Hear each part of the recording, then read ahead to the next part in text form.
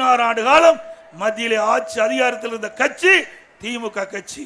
பாரதிய ஜனதா கட்சியிலே 1999 5 ஆண்டு காலம் அமைச்சரவையில் வீற்றிருந்தார்கள்.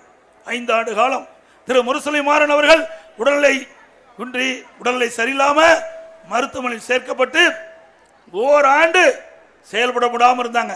அப்படிப்பட்ட காலகட்டத்தில் கூட பாரதிய ஜனதா அரசாங்கம் கேபினெட் அந்தஸ்துள்ள அமைச்சரை கொடுத்து இலாக்கா இல்லாத அமைச்சராக பார்த்து கொண்டார்கள். அதே போல காங்கிரஸ்ல 5 ஆண்டு காலம் மத்தியில ஆட்சி இருந்தீங்க. பாரதிய ஜனதா ஆட்சியில் இருந்தவுடன் அப்படியே அந்தர்பல்ட்டி அடிச்சு காங்கிரசுக்கு போன கட்சி தான் திமுக கட்சி. பிபி சிங் பிரதமராக இருக்கும் போது மத்தியில அமைச்சரவையிலே இடம் பெற்றாங்க. ஐகே குஜ்ரால் அவர்கள் பிரதமராக இருக்கும் போது அந்த அமைச்சரவையிலே இடம் பெற்றாங்க.